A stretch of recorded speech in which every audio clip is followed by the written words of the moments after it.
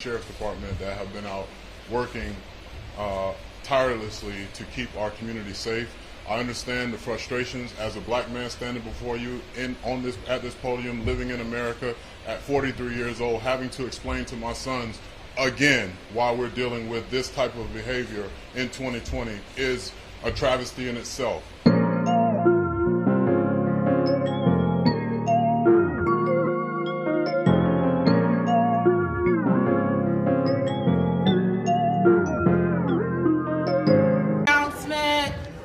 Excuse me, if y'all didn't know, this is the MSC, and frankly, there's just too many white people in here, and this is a space for people of color. So just be really cognizant of the space that you're taking up, because it does make some of us POCs uncomfortable when we see too many white people in here. It's only been open for 4 days, and frankly, there's the whole university for a lot of y'all to be at, and there's very few spaces for us. So keep that in mind. Thank you.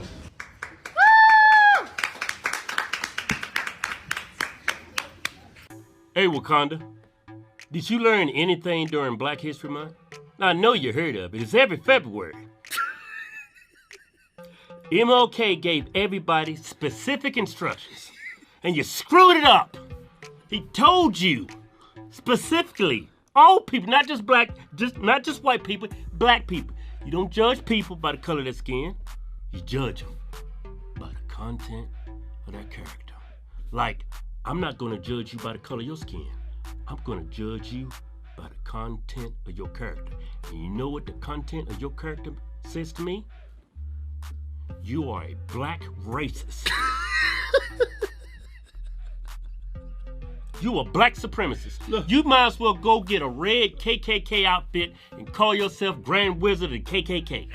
Because it's no different from you saying it than a white person saying it. Hey, look, if you would have took the time to study Black history. Well, pay attention during Black history. You would know that it was wrong. It should be common sense. Yeah. But it taught everybody it was wrong how white people used to treat black people. We couldn't sit in the front of the bus. Yeah. We had to drink from certain water fountains. Yeah. We couldn't sit in certain areas. Yeah. And here in 2020, Yeah. you walk your black ass up in there and tell white people they can't sit here. And I want to make something very, very clear.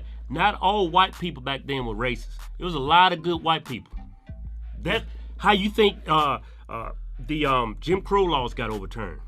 It had to been some good white folks voted that out, because majority of white people were good. They didn't agree with that. Yeah, like the KKK, not only did they hang black people, they hung white Republicans for helping black people. But you know what's so sad about this video? Yeah, she think that there's such a thing as white privilege. Well, that's of course that's what she was thinking. But look at the time and preparation went to this video. Obviously, her and her friend came walking up in there and said, "Look at all these damn white people in here. I feel uncomfortable." So she looks over at her friend and record this. World star. World star. World star. World star. World star. I'm gonna let these people know what's up. Gets up there, says what you just said, and then after all that, you come sit down, throw that fake hair back, and you got this grin, this smile on your face like you're so pleased to yourself. Hey, Wakanda, I hate to break it to you, but white people are not intruders. They were born here. They're Americans. Did you know that? They're not colonizers. I mean, I know you got a brain. I know you didn't grow up thinking this. Someone had to have taught you this, but you should know right from wrong. I don't care how you were raised. You should know morally that this is not acceptable. Look, it's a multicultural center. Yeah, that's what it means. Multicultural. Multicultural doesn't mean just black folks. White people, get the hell out of here. Multicultural means everybody. I don't even see why y'all have this little section on the university. Yeah. Ain't the university a multicultural university? Yeah. Everybody's welcome. Yeah, and everybody calls this progressive on the left. This is not progressive, this is regressive. And let me break this down for you, Wakanda.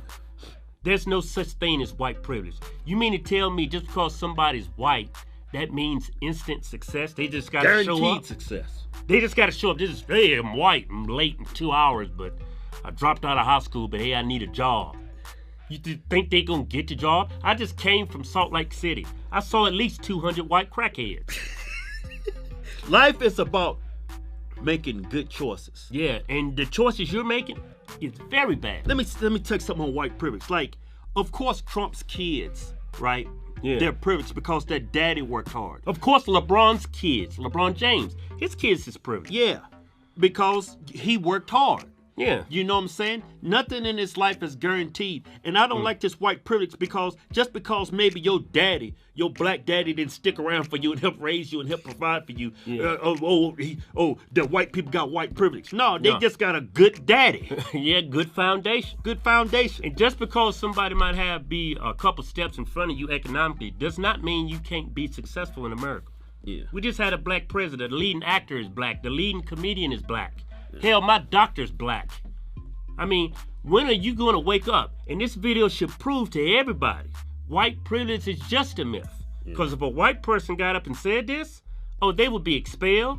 They'd be getting death threats. Yeah. But nothing's going to happen to this black. You know why? This black girl. Because there is Black privilege. Yes, I said it. Black privilege. Progressive privilege. Nobody that's white in their right mind will get up in front of a multicultural center and say something like this. They have to be mentally incompetent.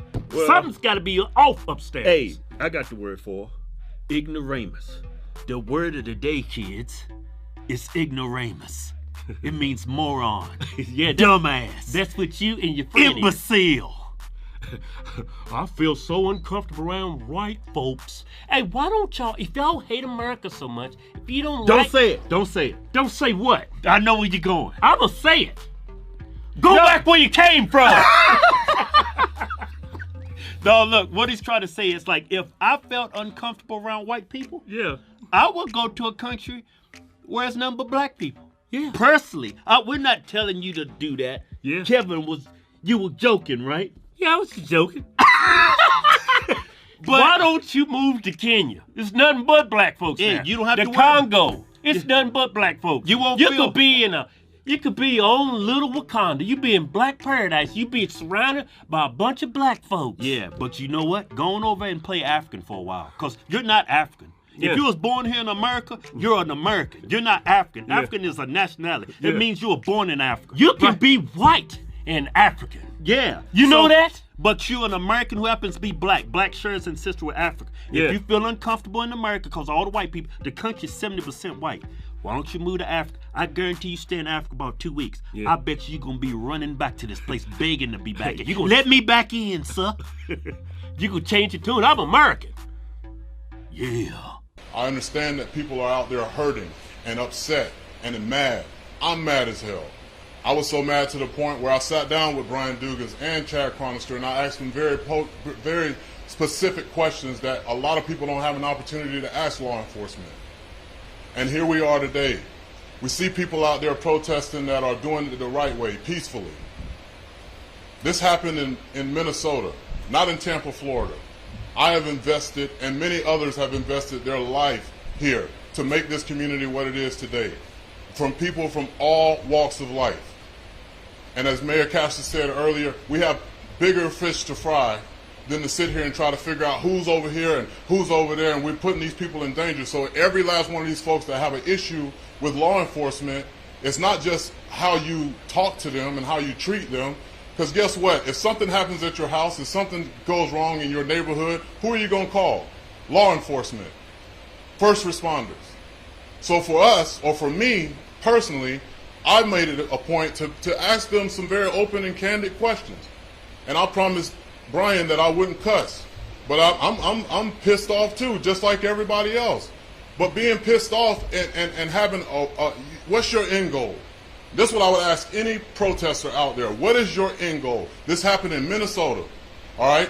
How can we take what happened in Minnesota and bring it to Tampa and figure out a way to build relationships with our law enforcement and hold them accountable? But not just our law enforcement agencies, our first responders, our people that are elected officials.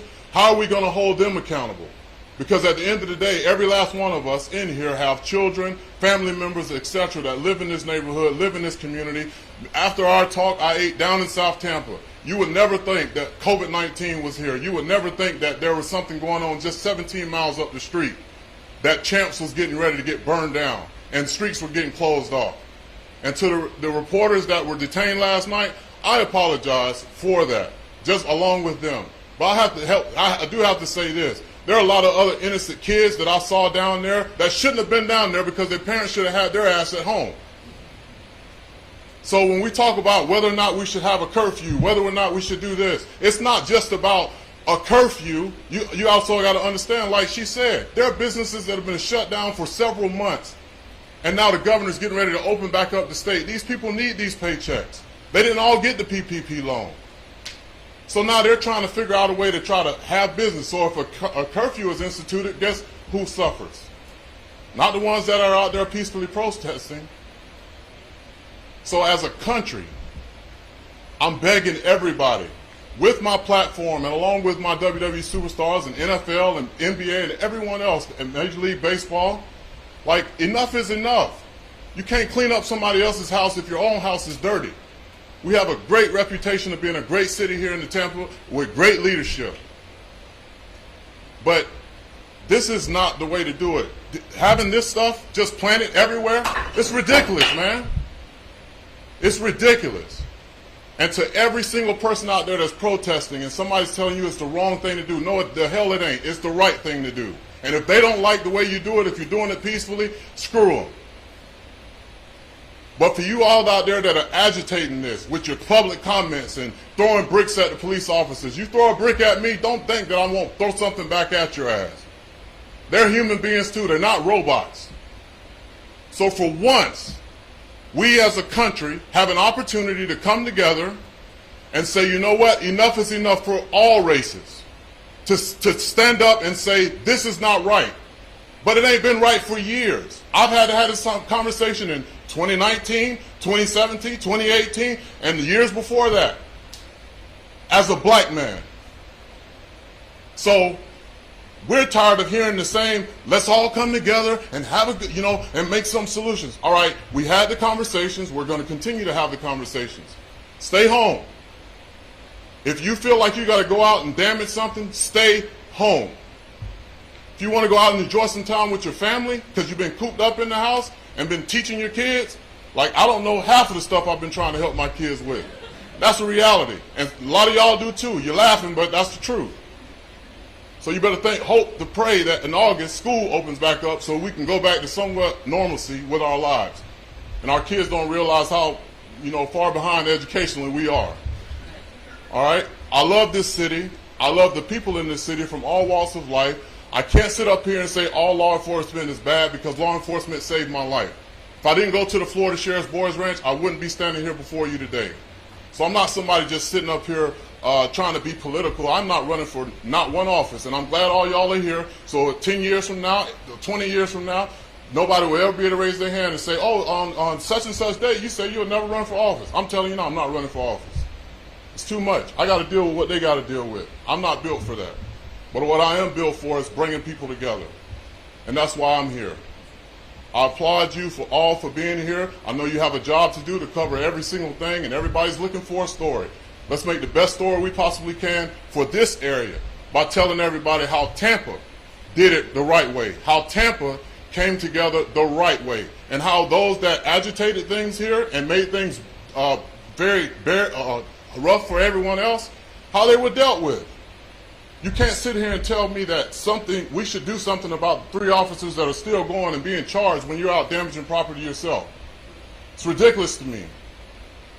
So I'm not in favor of people rioting and looting. I am in favor of people coming together and taking a stand. And that's exactly what we need to do as a community. That's what we need to do as a country.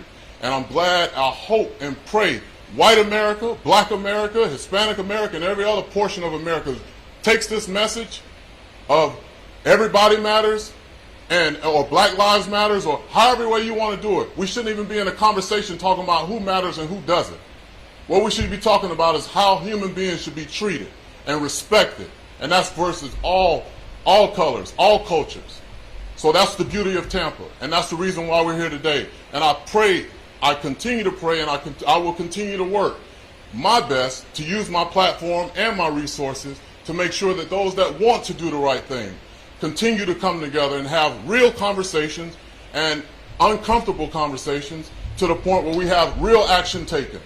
That's what it's all about. You can talk all you want. You can chant all you want. You can protest all you want. But until action is put into place, then we're all out here just blowing smoke. Calls for justice and protests continue after the arrest of former Minneapolis police officer Derek Chauvin. Prosecutors charging him with third-degree murder and manslaughter. But my next guest feels those charges are not strong enough. Joining me now is Lawrence Jones, a Fox News contributor whose comments have been so important over this past week, Lawrence. And you join us here on this Saturday after that horrific display of the rioting, the looting, the uprising yesterday. And let me get your thoughts on where you think things are today. Do you think that tonight is also going to be another one of those very distressing ones like we saw last night? Yeah, Dana, and thank you so much for your excellent reporting on this matter. You've been really at the forefront of this. As you know, as we've been co-hosting the Five together this week, I told you that just by my experience of reporting on protests and being in the thick of Baltimore, Ferguson, that the bad actors were people that weren't from the area. This wasn't something that I just made up. It's just a matter of experience and being there on the ground.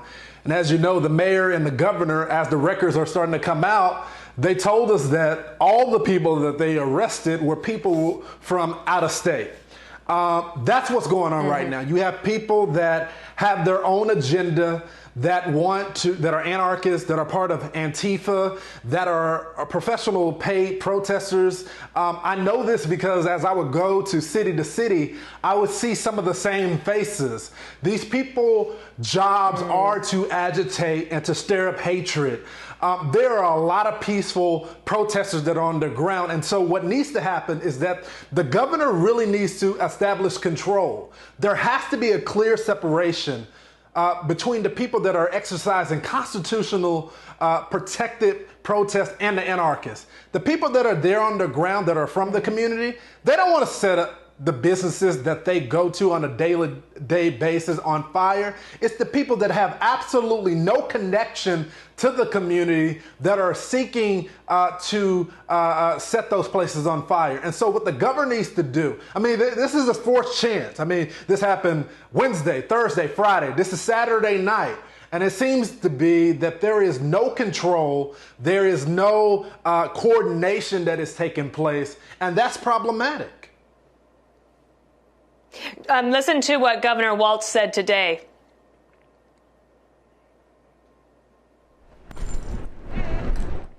Destruction of black businesses and black infrastructure. We have destroyed landmarks of the nation's largest indigenous communities that ripped a hole in the soul of a people that have been oppressed from the minute we became a state. Lawrence, so, I talked to a friend last night in Brooklyn. She went out a little bit to see what was going on, and when she came back and she sent me a text, she said, these people are not from Brooklyn. These are not people that are from our neighborhood or from these. So how can we figure out, where are they coming from, where they're getting their leadership, where is their source of funding? Because that also, in addition to law enforcement, it seems like that also has to be addressed. Yeah, it does. I mean, you can go on social media and look at the chats, and it'll tell you where they're organizing these protests or riots that they're doing. Talk to the community leaders. That's why relationships within the community are so crucial. Because if you really understand who the organizers in the communities are, they will tell you the peoples that are outsiders. Because they don't want their movement destroyed either. I mean, the main people that are here are legitimate protesters that feel like there is injustice, and there is going on in this country, and they're speaking out against it. And they don't want that message to be clouded by people that are agitators and looters, that people have their own agenda. And so if we were just build those relationships and talk to those community leaders, I mean, I have a plethora of sources that are on the ground that are giving me intel from city to city. because there are real leaders in the community and they want to see change happen, but they also don't want to see the businesses that they have helped build, that they have coordinated with mayors and governors and even the White House to get opportunities on and finances to build these businesses. They don't want to see them burnt down. And so it's going to take basic community policing and relationships to get that done. And that is the same relationship that is going to help build inroads in the community. Walking down the street with the community so that you can figure out when there is crime in the community. As someone that has majored in criminal justice, that has been an officer of the court working in the juvenile department, that is critical to get crime off the street as well. And so again, this is going to take time. This is going to take relationship. It's going to take some hard work, but it's going to be beneficial in the long run. Lawrence, we're looking at video right now. You can see people gathering in Minneapolis. But as Steve Harrigan said, that these were mainly, as you were saying, these are people being really peaceful and trying to get their voices heard. In the last few seconds that I have with you, you know, if you had a chance to talk one-on-one with some of these folks, if they were listening to you, what would you want to tell them about how better to seek justice than the rioting tonight? I would tell them I understand their pain. I understand it. I'm a young black male. I've experienced some of the same encounters that they've experienced. But I also know that it takes strategy to change the system. And, you know, we'll talk about this later in the show. I don't agree with the charges and all that. But we have to honor the memory of Mr. Floyd. And he would not want you guys out there burning down the city. He would want you peacefully protesting. He would want you getting involved in local politics, learning who your DA is, learning the prosecutor's office. So when corruption takes place, you can vote those people out. But right now, the protesters, the looters aren't exercising that strategy. They have their own agenda. The peaceful protesters, I support you. I stand with you. Honor the memory. Don't destroy the memory of Mr. Floyd. Lawrence Jones, I can't wait for this social distancing to be over so I can give you a big hug. Thank you. And so you believe that blacks are the first on the earth and then the whites came from the blacks. How do you explain that? Well, you just somewhat said it because you said it kind of brainwashed and they've been dumbed down. How do you explain when, I don't know, I know you don't know, but I was born in Alabama. I grew up under Jim Crow laws. No, I've heard this before. I know a little bit about you, Jesse. It's not my first time seeing you. And you still came on. God bless you, man. And I still came on. Right on. Yes, sir. So how do you explain then if the whites came from the blacks? When I was growing up, black people got married. There were grandparents around who were married. The black parents set examples. They taught us to work while growing up and be responsible, to treat everybody the way we would like to be treated. There were no black leaders and all that crap. The parents were the example, and when we grew up into adult, we became our own leader. God lead us. We didn't have some physical leaders. When we moved into a neighborhood, we would keep the neighborhood clean and decent and build on it and make it look better. How do you, and then so we had the Jim Crow law with the black water fountains and white water fountain, all that crap, but it didn't affect us in any way at all. We loved everybody the same. We were actually better off at that time, yes. So how do you explain that time, a period in time when the blacks were better off then? They were better than the whites in that they were leading the way in morality. They didn't hate the whites. They didn't hate anyone. How do you explain then and now? Well, come on, Jesse. You know, we're from around the same era. I'm not sure how old you are. I feel like you're a little bit older than me. I'm 31. No, I'm 71. I just turned 71 last Friday, May 22nd. Are you serious? Yeah. Wow. Amazing.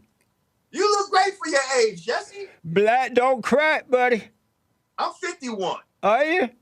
That's sir. hard to believe. I told you, black don't crack. You don't look 51. It don't. So listen, you old enough to know about when during the 60s, when they started to incentivize getting the black man out of the house. Yes. Okay, in order to get welfare and all this stuff. Oh, sister, you can get it, but you can't have no man living in that house. That did happen. You know what I mean? Yep. So once that divide and conquer started coming in, that was the beginning of everything that you're talking about now, Jesse. And that was encouraged by the civil rights leaders, those people who were running the civil rights movement. Yeah, all of that. Oh, let's integrate so we could sit next to these people at lunch counters and all of that, so we could go to school next to people that hate us, that don't want to teach us. It's not in their best interest to even teach us properly. And here we have our own schools, our own institutions. We was doing fine. We had Black Wall Street, all that type of stuff. And so you we gave agree it all up for integration. Do you agree with me that the civil rights movement was a horrible mistake? It was the worst thing, one of the worst things ever happened to the blacks? The civil rights movement, as far as its integration piece and all of that, yes. But there's no such thing as civil rights. Integration. I know there's no such thing as civil rights. That's a made-up thing, a made-up idea. What do you say it is? Human rights? Yes. God-given right. It's God-given rights. But the one thing that you said, white people didn't hate black people back then. What the white was fighting against is that the blacks were trying to force the whites to love them. And you can't make anyone love you. Had they left the people alone, we would have come together based on character, based on what we believe in. Blacks and white would be better today had the civil rights movement not happened than it is now because of the civil rights. It's divided. Well, that's probably why the civil rights was introduced then. Yeah, to divide. For us not to be able to get along. Yes. You see what I'm saying? Like, and that was part of the plan then. You know what I mean? And we think, civil rights, it helped us move forward. Like we off the back of the bus and all this dumb shit. You're right. Like that really was insubstantial. Like, so what that I could ride in the front of the bus now? My whole fucking community is fucked up. You know what I mean?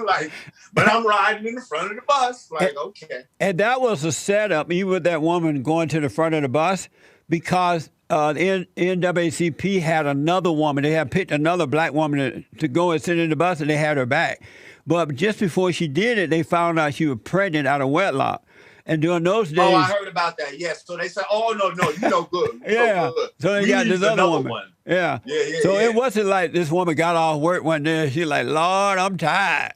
I ain't going no back in no bus. It wasn't like that. So where do you get your identity from? Your color or your character? Your color or your character? Yes. Where do you get your identity? From your color or your character?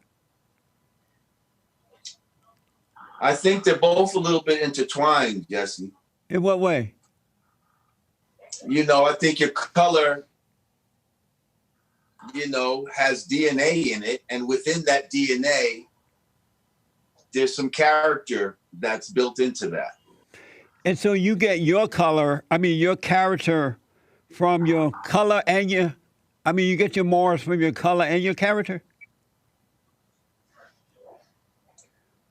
I think your color has, not entirely, but it has something to do with the basis of your character. Like what, for an example? What you have a proclivity towards. Meaning what? No, meaning what? I mean, some people are more warlike than others. It's in their DNA. Meaning that they're more violent? More violent. Some people are more, some people are more, have a proclivity to try to colonize people more than others.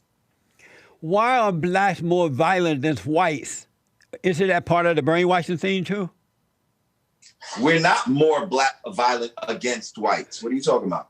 I said than whites, but there are, speaking of blacks being more violent against whites, there are more black people committing crimes against white people than whites would even consider against blacks. The blacks are robbing the whites, murdering them, raping them, stealing from them. Come on, I don't have these stats in front of me, so I'm not going to take what you're saying on face value as far as that goes. Right, I know for some reason they hide that from the blacks. What I know is 80% of the crimes of white people are by other white people, but yet there's not a term called white on white crime. So the term black on black crime is really used just to cause disunity and make us look like we some savages, like we the only ones killing each other out here. But when the fact is, Chinese people kill other Chinese people, white people kill other white people. There's all, self on self crime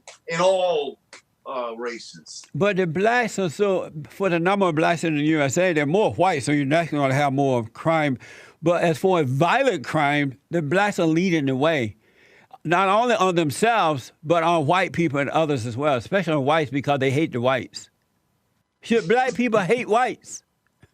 I don't think hate is useful, like I said. Right. I think black people should love black people first before we hate whites. I don't think we need to be hating whites. We need to love ourselves. One last thing about that, I think. I've noticed that in Europe and America and in the rest of the world, white people seem to do very well. They have, they build, they create. The areas are clean. They go to the moon and they build Tesla cars and they're so creative. And then they come up with a constitution that is about freedom, and they're like, let's invite the colors in. And the colors come in, and they hate the very people that invite them into their own home. Do you see something wrong with that? Should the whites let the blacks in their own countries? First of all, none of these white countries, these ain't even their fucking countries. Like, this is white America. This was not even their country in the first place. Who was it? What are you talking about? Who was it? How are they going to invite somebody else into a country that's not even there? Who was it before they bought it? Before they came and got it? The original people of this side of the continent. Are you referring not to just the Mongoloids either that we see as the traditional Indians? We had Native Americans that look like you and I that were already here. Well, I did hear that some Indians were already here, but they were busy smoking dope, pot. They had another name, but they were so high they couldn't even get anything done. Yo, let me ask you something, man. I know there's always a point when I guess people turn around and ask me something. All right. I know part of I guess this is part of your, I don't know, shtick. No. But it just seems like sometimes you try to go out of your way to make it seem like you hate on black people. No, I love black people. What's that all about? I love black people. Let me tell you what it's about. I have, if you know anything about me, I have a nonprofit organization called Bond, and we are rebuilding the family by rebuilding the man. Bring it back to God's order of God in Christ, Christ and man over woman, and woman over children. Because when I was growing up, we didn't have all this mess going on. I don't know about gang violence and all this stuff, hating the white people and begging for affirmative action and welfare and reparations and all that crap. We was taught to be individuals and to work hard and to appreciate what we have and to treat others the same way. And that worked, especially under the umbrella of family. So I started Bond with the intent to wake up black people, to tell them they've been lied to about racism and all that stuff. It's a made-up word. It's not real. And then the message was so good, other races said, I'd like to be a part of that. I can understand that. I need that kind of help, so we open it up to everybody. Now we have an entrepreneur academy where we're teaching young men how to start businesses, all men 15 and up. Starting a credit union, we tutor, we counsel, we encourage them to buy homes, how to save. And so it's about the character of the person and nothing about the color, because You find good in some people, you find evil in some people. And if you don't live by that rule, you're going to lose if you don't live by what's right and not what color. And I'm trying to tell the blacks that, and some are catching on now because we work with people around the world. So I tell them the truth in love and hope that they will get it and wake up and become like people again.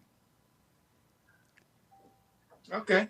I mean, that sounds similar to what the Father Law was saying about not being pro-black or anti-white, but being pro-God and anti-devilishment.